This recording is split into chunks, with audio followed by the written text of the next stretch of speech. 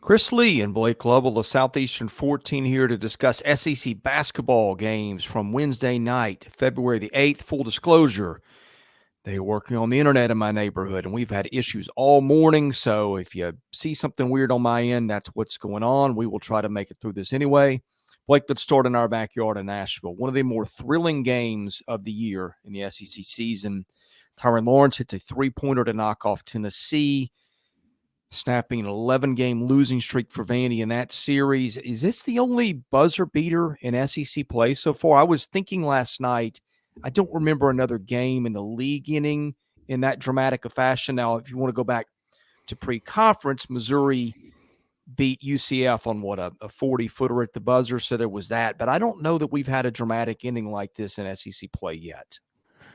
I mean, not to this level, but I'm not going to say that with confidence because every team has played 11 games now, and that's a lot of games. And I don't I don't know if there's one I'm just going to forget. Probably that's usually how it works. But no, I mean, I think this was one of the best games of the season. Not just from the standpoint of the buzzer beater. I mean, that's a thrilling moment, but I think it was everything that led to that point. I think was why this was one of the better games of the season. And I did point out too. I mean, this is one of the reasons why it was such a good game is because it was a basketball game and it wasn't a free throw shooting contest. Yeah. Um, Tennessee shot 3 free throws. Vanderbilt shot 12. It's 15 total free throws. There were combined 25 fouls. So you actually got to see a basketball game instead of a free throw shooting contest. And so I thought that made it a lot better. And that's not knocking the teams that get to the line a lot. We talked about the extreme example of that, the Missouri Arkansas game a while back, A&M shooting 39 free throw, all this other stuff. But it was just a smooth game. Like it was a really good back and forth. A lot of lead changes, ties. And you just felt like every time there was a one stretch there late where the action was just back, and it's like watching a Yeah. tennis match, and it's just bounced like this, just it was just nonstop action for about a minute and a half. And so no, it was just a really good game. And um you talk about just the win itself. I mean, it's the most significant win of the Jerry Stackhouse era. I don't think there's any doubt about that. Just in terms of beating a team like Tennessee, who's basically playing for a number one seed. Not anymore, but that was kind of where they were, and to beat them, to stop the losing streak against Tennessee, and to do it in such dramatic fashion. Yeah, it was a remarkable win for Vanderbilt. There's no other way to put it. And I mean, we said right up, that one game against Alabama is probably the outlier because you looked at everything else and Yeah. they'd always kept it close. And I think I said this to someone yesterday afternoon. So look, don't forget when this game was in Knoxville, this is a close game. I mean, this was a close game. Tennessee kind of made a run there, starting point of the second half in that game. But other than that, like this was Vanderbilt had their opportunities to make that one interesting. And so, yeah, I mean, credit goes to Vanderbilt. Certainly a stunning, disappointing loss for Tennessee. But I did say that to someone yesterday. I said if Tennessee doesn't play well in this game offensively, maybe you start to think about hitting the panic button.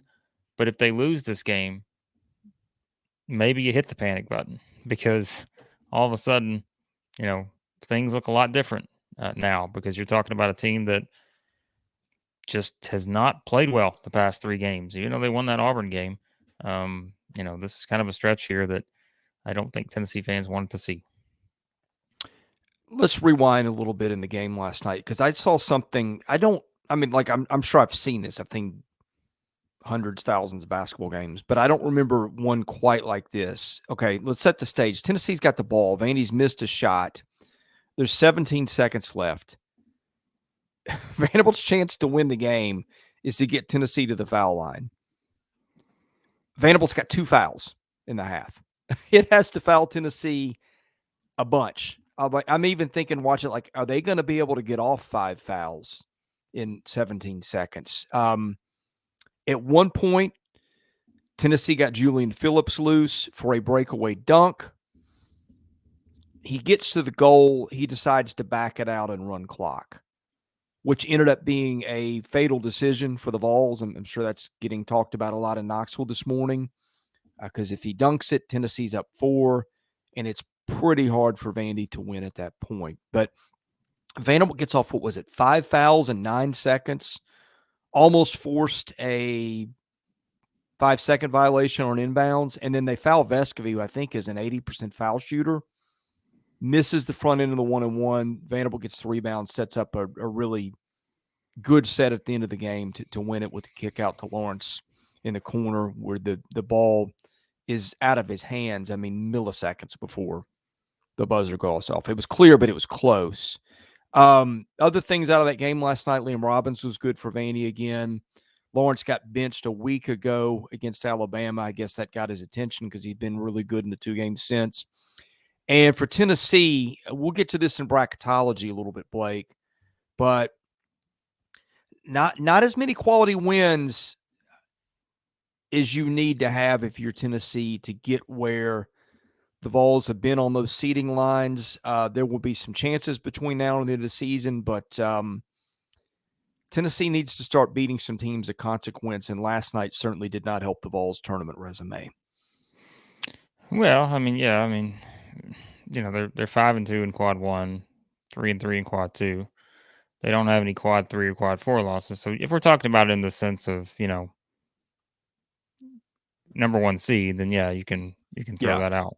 But it's not a bad resume. The problem Tennessee's going to have is you're going to start stacking Tennessee up with Big 12 teams in the seeding jostle. And look, if you get a win in the Big 12, it's a big win, and that's not always the case in the SEC. Right. Look, Tennessee's remaining schedule is not easy. So you're talking about a team that could drop from being a number 1 seed line to, I think 4-ish range. Look, the remaining schedule, they've got Missouri, Alabama, Kentucky, A&M, Arkansas, Auburn, South Carolina. So 7 of those, or whatever many that is, 6 of the 7 games are not easy. Road games, Kentucky, A&M, Auburn. Home games, Missouri, Alabama, Arkansas, South Carolina. So, yeah, Tennessee's, if they're playing the way they played the last 3 games, they're going to lose some of those games. And then it's like, I think we're far out from trying to project. There's no reason to waste our time trying to project their seed right now in terms of, because if they're playing the way they played in these last 3 games, they're going to lose at least a few of those. So, it's, look, if Julian Phillips dunks the ball, Tennessee wins the game. But, that's a freshman, and, that's a hindsight type deal where, I don't know. It's easy for us after the fact to say, well, we should have dunked it. But, there's also that thinking of how many times we've seen those situations before. And all of a sudden, Jordan Wright's a little bit closer than you think. And he comes and blocks the shots. Vanderbilt gets the rebound, goes down and makes the winning shot, right? It's just that there's so many different things that can play out. Well, Vescovy hits both ends of the 1-and-1, which was probably the most reasonable scenario. And then Tennessee wins the game, barring a miracle, right? There will be people that blame this on Julian Phillips, but I'm not listening to that nonsense. So again, I get it. Like, again, 9 times out of 10, just go ahead and dunk the ball, take the 2 points. And that's exactly what Rick Barnes said. You just got to do that. Like, that's what you have to do. But I don't think you can you can put it in the context of things went about as bad for Tennessee in the final stretch as they could have been. Like, they basically did everything the opposite of what they needed to do to win the game. And that's why Vanderbilt had a chance to win the game. So, not to say there's not, he can make that play and we just say, all right, all is well. Well, it wasn't. Like, it didn't work out that way for Tennessee, but it was just the entire sequence, I think, that played into that. But yeah, you think about how different it is if he dunks the ball and Tennessee's up 4, and that completely changes the direction of how the rest of the game plays out. So disappointing loss, Tennessee. No other way to put it. That's a game you can't lose, fighting for number 1 seed. But now they've got to refocus quickly because they got a Missouri team coming in. They got Bama next Wednesday. Go to Kentucky, A&M. It's a brutal stretch the rest of the way for Tennessee. So they just got to play better. Their offense is not in a good spot right now, and it better get a lot better because they are going to need it in some of these games that they're going to have to play, because it just puts a lot of pressure on the defense. So we'll see. Yeah, I'm not saying Tennessee's got a bad resume. The Vols are going to just have to start shooting the ball better, and they've got 5 or 6 nice wins. And we'll break those down in a separate video. You know how things get. We say little things, they get twisted in the comments. I want to be really clear about that. But I do think you're going to have a lot of Big 12 teams in the picture. Although, of course, Tennessee's beaten 2 of them, so maybe that negates it right there with the wins for Kansas and Texas. But yeah, just a little concern for the Vols after what I've seen over the last week. We'll see how that plays out. Okay, elsewhere, my goodness. What Alabama did to Florida last night, Blake, that was never a game. Alabama, I think before last night, I don't know what the math is now, had won every SEC game by an average of 22 points, which is incredible. You don't check my Twitter enough, Chris. Well, I guess. I mean, I put this out Twitter last night. Much, yeah. I'm not a big Twitter guy for a lot of reasons. I don't feel my life is suffering in quality for that. But anyway, speaking of suffering in quality, we apologize for the technical issues that are currently happening and have been happening for about the past minute. But we're going to try to ride this through as much as we can, guys, because we got a bit of a time. We got to get this stuff up, and we got other things to do schedule wise. So we're going to try to push through this, but just give us a pass on this one video, please. Yeah, thank you, AT&T, for finally doing the work that you said you were going to do in June of 2021. That's another story. Yeah, I mean, what more do you say about Alabama at this point? Colin Castleton was basically all Florida had last night, got 29 points. They still get beat by 28. Brandon Miller has his best game in a couple. Alabama's 15 to 34 on threes. When Alabama hits 15 3-pointers, I don't know anybody in the country is beating Alabama. I don't know if anybody in the country's beating Alabama, period, at this point. Right. Outside of Oklahoma lately. I mean, yeah, I'll take it from here, Chris, because people are going to have some fun with this one. But I'll just I'll sit back and just see how your movement goes over there on the side. But again, people, this happens. I mean, it's amazing we haven't had this happen more when we've actually mornings in my neighborhood with the internet are brutal these days, and until AT&T finishes its work, I'm afraid we're going to have a couple more of these. But anyway, if you hate technical glitches, hit the like button. All right. Alabama's 11-0 in SEC play now. 10 of those 11 wins are by double digits. They still haven't allowed more than 69 points in a game. Like, one of the more dominant SEC runs we've seen in a long time. You can say whatever you want. The stats don't lie. That's exactly what it is. It's one of the more dominant SEC runs we've seen to this point. Now, not to say, they can lose the rest of the way and it would still be that. It would not. But for now, 11 games in, it's a pretty dominant run here from Alabama. And yeah, they do it again last night.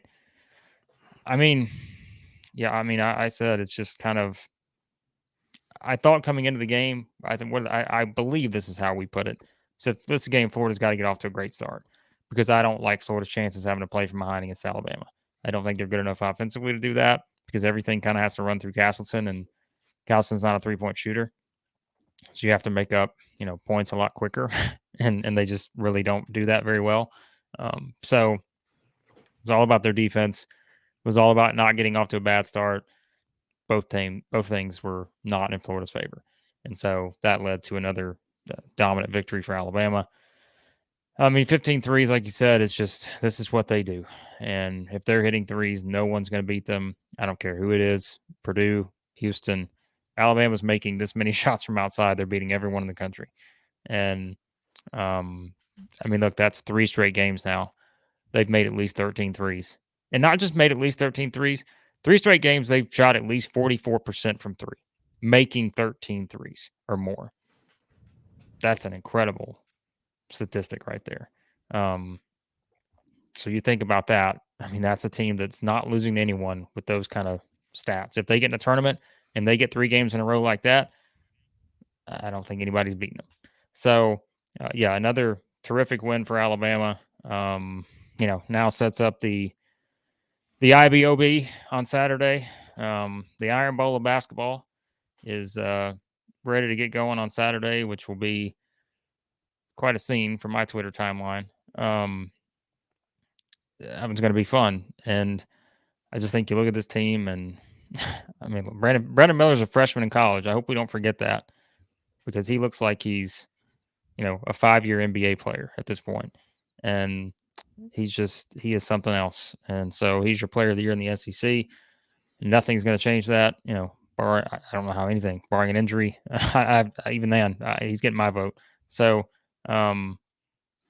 just a dominant performance from Alabama. Florida got to start finding some wins and got to start staying away from that 14-15 loss mark, especially the 14. That Florida's got about 3 more losses to spare, and they don't have many quality win opportunities left.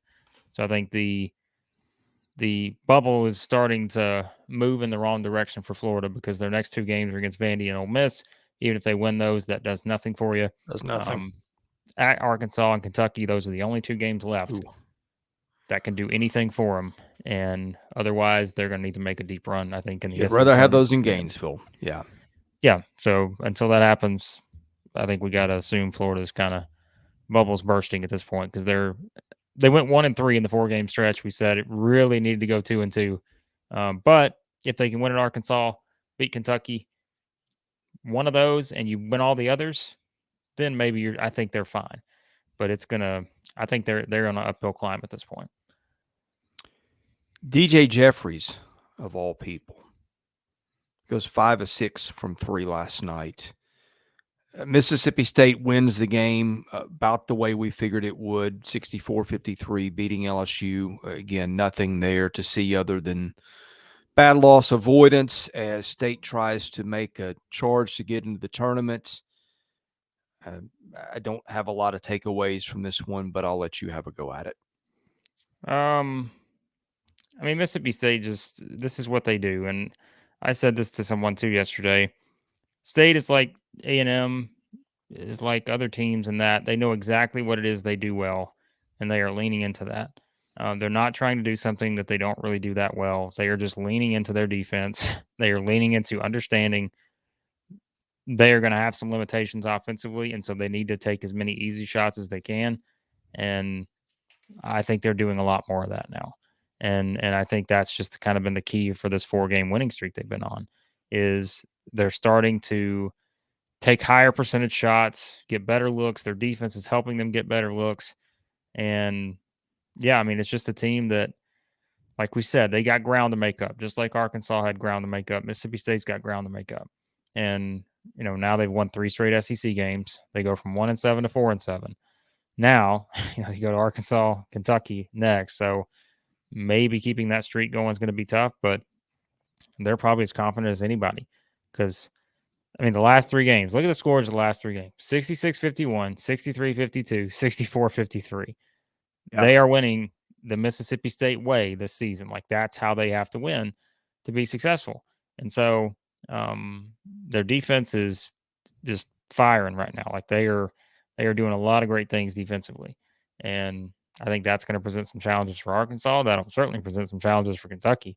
And so, I think your confidence in Mississippi State's going up, but the difference between them and a team like Florida is, Mississippi State still got some. They're 4-7 in the league. Florida's 6-5 in the league, right? And so, that's kind of the thing too, where Florida can't really afford many more losses, but really Mississippi State can't either, despite having a 16-8 record. They can't afford a lot more losses because they're 4-7 in the league, and I still think they got to get to 500. 8-10 with an SEC tournament run, perhaps, but I would not want to be a team on the bubble with a losing record in this year's SEC being compared to another team somewhere else. I would not want to be in that scenario. I think getting to 9-9 is the recipe for success, but like we said, you could also have a run in the tournament, and that changes things a little bit. But a nice win from Mississippi State. LSU, the scoring woes continue, but so does the toughest schedule I've ever seen through 12 games. So, all right. Any more thoughts before we wrap it up? Maybe we can play a game where we try to unpixelate Guess Chris. what I said. We try to unpixelate what Chris's movement right now. But no, like we said, we appreciate you guys. This happens in this field, as we know. But be sure to hit that subscribe button, like button, all of that. Got a lot of great stuff on the way.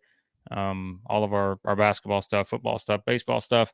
As we said, we're adding a couple new women's basketball shows next week. So if you just like basketball in general and you're an SEC fan, yeah, we got some stuff coming there too. So do that, and we may have something else on the way here starting next week that will allow you to have even more coverage from us, if that's probably a good way to put it. So, all right. Thanks for watching. Hopefully you can hear me. Thanks for watching. Maybe you I feel can't. like I'm going to be like I'm just going to have to like repeat everything you say that I can actually hear. So, Yeah, I'll let you sign us off. you got it. Go ahead. This is going to be fun. Okay, well, you can hear me now, I guess. No. He's Blake Lovell. I'm Chris Lee. Southeastern 14. Maybe you heard that, maybe you didn't. I have no idea. In any case, thanks for watching. My internet willing, we'll see you soon with predictions.